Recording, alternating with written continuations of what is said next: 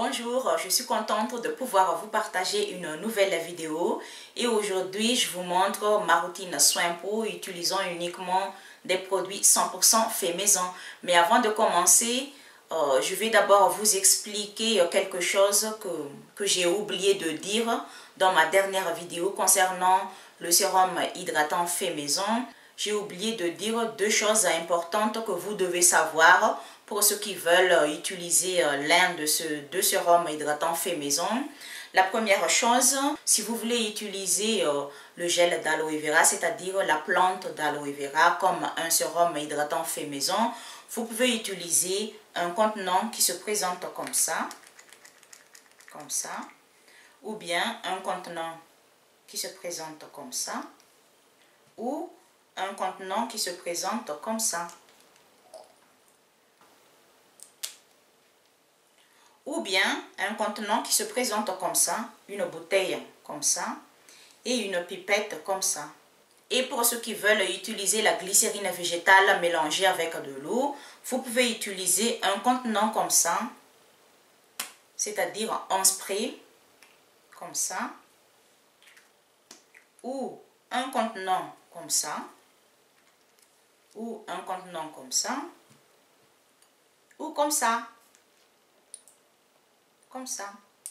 Mais je trouve que c'est beaucoup plus facile d'appliquer le mélange de glycérine végétale avec de l'eau dans une bouteille qui se présente comme ça, en spray, comme ça, ou dans une bouteille qui se présente comme ça, avec une pipette, comme ça. Et tout ça, c'est pour faciliter l'application de l'un de ces deux sérums sur la peau. Et la deuxième chose qui est très importante à savoir, que j'ai oublié de dire dans ma dernière vidéo, c'est à propos de la conservation. Parce que dans cette vidéo, j'ai dit il est obligatoire de garder ces deux sérums. Mais ce n'est pas tout à fait vrai parce que la glycérine végétale mélangée avec de l'eau n'est pas obligatoire de le garder au frigo. Donc, on a le choix de garder le mélange de glycérine végétale avec de l'eau au frigo. Si on veut le garder au frigo, il n'y a pas de problème. Et aussi, si on ne veut pas le garder au frigo, il n'y a pas de problème. Mais il y a une différence si on le garde au frigo et si on ne le garde pas au frigo. Si on le garde au frigo, ça rafraîchit bien la peau. Et si on le garde en dehors de frigo, ça ne rafraîchit pas la peau. Donc, c'est juste ça la différence. Sinon, on a le choix de garder la glycérine végétale mélangée avec de l'eau au frigo ou en dehors de frigo. J'ai déjà lu tous vos commentaires concernant le sérum hydratant fait maison que j'ai partagé la dernière fois. Et parmi les commentaires, j'ai vu une abonnée qui m'a demandé si on peut utiliser le gel d'aloe vera qui est déjà fabriqué, qui contient 85% de gel d'aloe vera. Il existe le gel d'aloe vera qui contient 98% ou 99%. Et aussi, il existe le gel d'aloe vera qui est déjà fabriqué et qui est 100% gel d'aloe vera, qui n'est pas mélangé avec autre chose. Je sais que c'est très difficile de trouver ça. Si ça n'existe pas, si vous ne le trouvez pas, je ne vous conseille pas d'utiliser le gel d'aloe vera qui est déjà fabriqué et qui contient 80% ou 85% seulement de gel d'aloe vera, parce que là, il y a quelque chose qui est louche. C'est mélangé avec autres ingrédients et qui ne sont pas 100% naturels. Donc, il faut faire attention quand vous voulez utiliser le gel d'aloe vera qui est déjà fabriqué pour fabriquer ce sérum hydratant fait maison. Donc, pour ceux qui n'ont pas le choix, si ça n'existe pas là où vous êtes, la plante d'aloe vera, et que vous voulez utiliser le gel d'aloe vera qui est déjà fabriqué, je vous conseille d'utiliser le gel d'aloe vera qui contient 98% ou 99% ou 100% de gel d'aloe vera. Parce que les autres gels d'aloe vera, par exemple à 80% ou à 85% ou à 88%, c'est mélangé avec autres ingrédients qui ne sont pas 100% naturels, des ingrédients chimiques.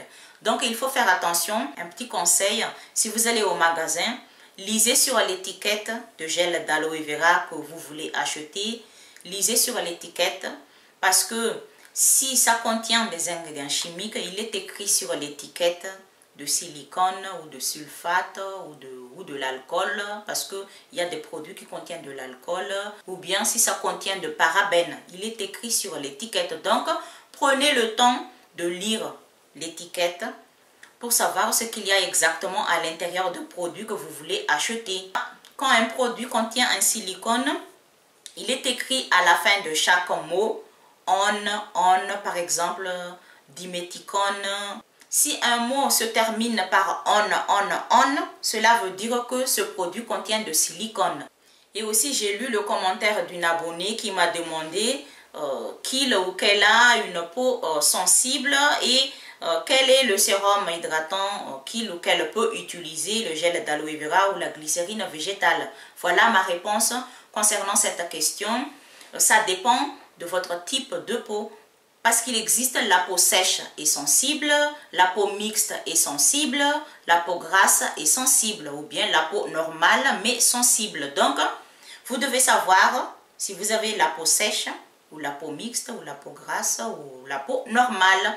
Parce que si vous avez la peau sèche et sensible, donc vous pouvez utiliser la glycérine végétale comme un sérum hydratant fait maison.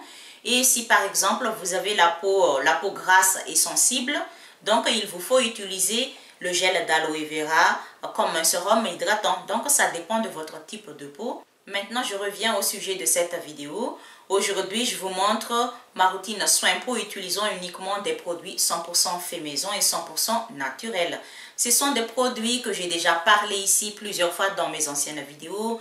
Ce sont des produits que j'ai déjà montré ici comment les fabriquer. Je fais cette vidéo, c'est dans le but de vous montrer qu'on peut utiliser des produits 100% fait maison, 100% naturels pour prendre soin de notre peau, pour combattre les imperfections. Pour commencer cette routine soin peau utilisant des produits 100% fait maison, je vais d'abord laver mon visage avec un savon au chocolat. C'est un savon fait maison au chocolat que j'ai déjà partagé ici. Comment peut-on le fabriquer? Et voici tous mes savons fait maison que j'ai déjà fabriqués. J'ai déjà montré ici comment fabriquer tous ces savons. Il y a le savon au citron, le savon au chocolat, le savon à l'argile verte. Et je vais utiliser le savon au chocolat. Et je vais laver mon visage avec ce savon au chocolat fait maison.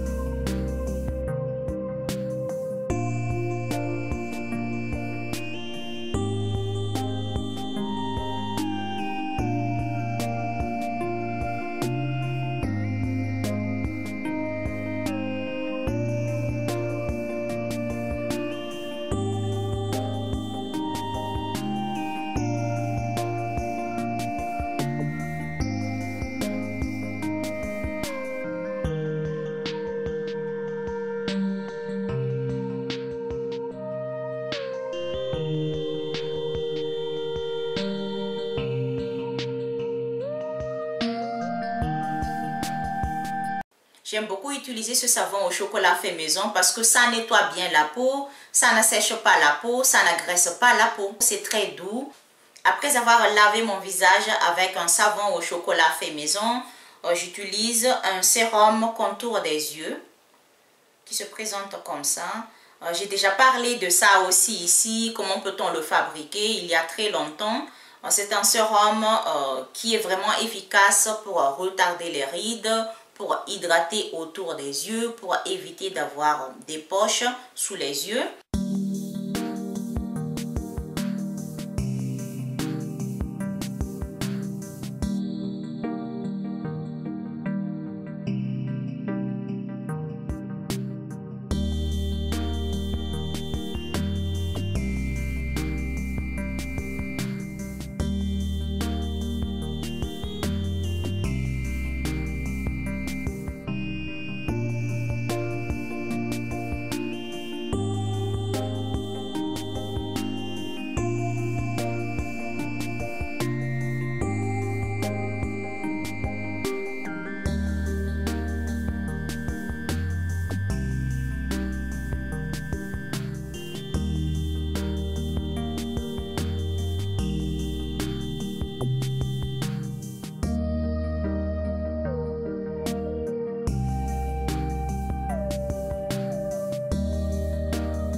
pour fabriquer ce sérum contour des yeux fait maison, il faut de raisin, il faut aussi de glycérine végétale et de l'huile de vitamine E naturelle.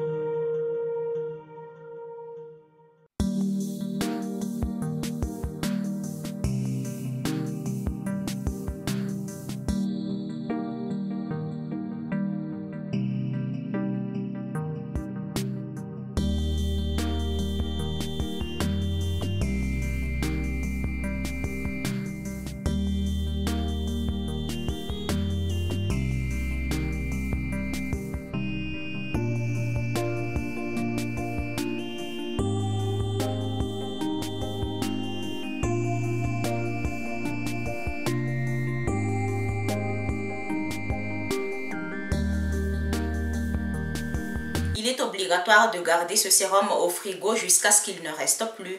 Mais si vous avez la possibilité de le garder dans une petite bouteille qui se présente comme ça, c'est mieux. Comme ça. Ou bien, vous pouvez le garder dans un contenant comme ça et utiliser une pipette qui se présente comme ça pour pouvoir l'appliquer facilement autour des yeux. Ce n'est pas grave si on n'a pas la possibilité d'utiliser une petite bouteille comme ça ou une pipette comme ça. Ce n'est pas grave, mais c'est mieux. Mais si on n'a pas le choix, on utilise notre doigt. Mais il ne faut pas oublier de laver bien la main avant de tremper le doigt à l'intérieur. Après avoir appliqué le sérum au contour des yeux, et là c'est le moment d'appliquer un tonique ou une brume. Et moi j'utilise en ce moment le concombre, le jus de concombre comme une brume. J'ai déjà parlé de ça ici, comment peut-on le fabriquer. Et donc pour ceux qui me suivent depuis longtemps savent déjà comment peut-on fabriquer une brume au concombre.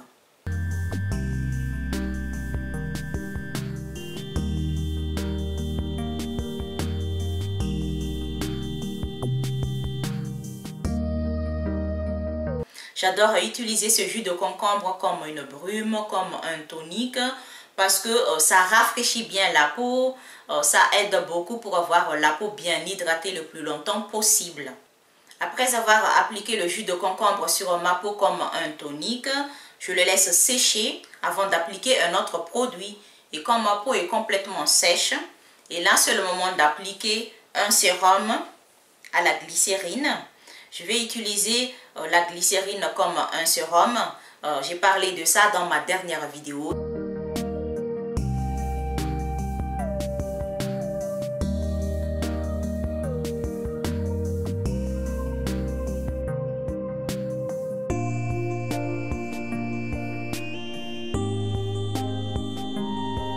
Et après avoir appliqué le sérum à la glycérine, je le laisse absorber par ma peau. C'est très vite absorbé par la peau, juste quelques secondes.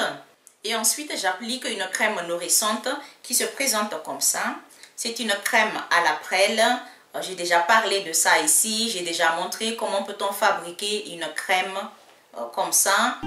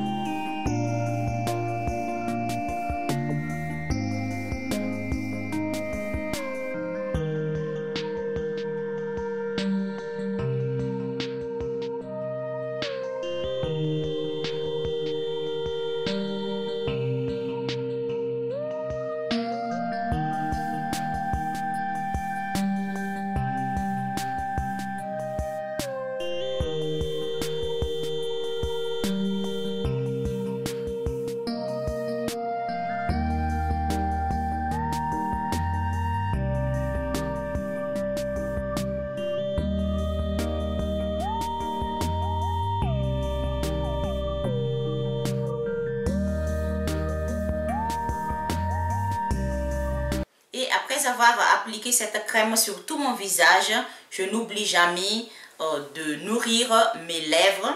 Et j'utilise la même crème parce que c'est aussi efficace pour nourrir les lèvres.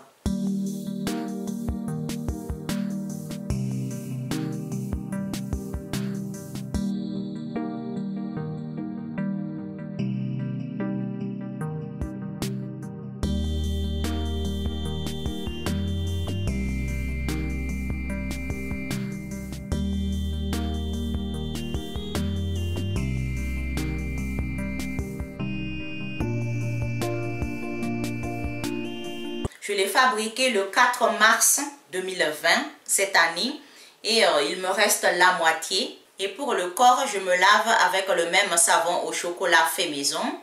Et après avoir me douché, j'applique une crème pour nourrir ma peau. Et j'utilise la même crème à la prêle sur tout mon corps.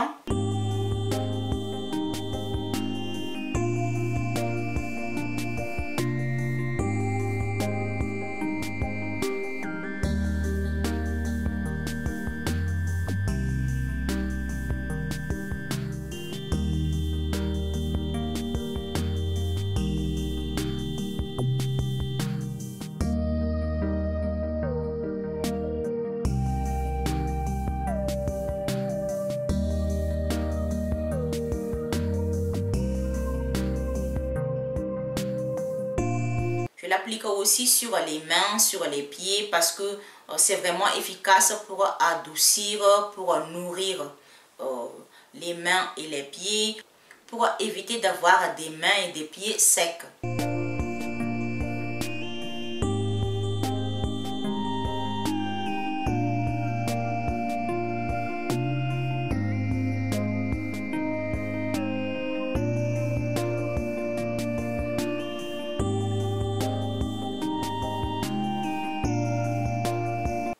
C'est tout pour aujourd'hui et j'espère que vous avez apprécié cette vidéo. Si vous avez des questions, n'hésitez pas.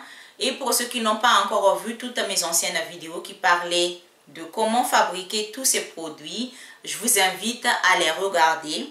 Je laisse ici les liens et aussi je laisse dans la barre d'information les liens pour pouvoir regarder les vidéos qui parlent de tous ces produits, c'est-à-dire comment peut-on les fabriquer. J'ai déjà partagé ici différentes recettes fait maison pour fabriquer des produits fait maison 100% naturels pour prendre soin de la peau, le visage et le corps. Et aujourd'hui, j'ai utilisé le produit que je viens de vous montrer.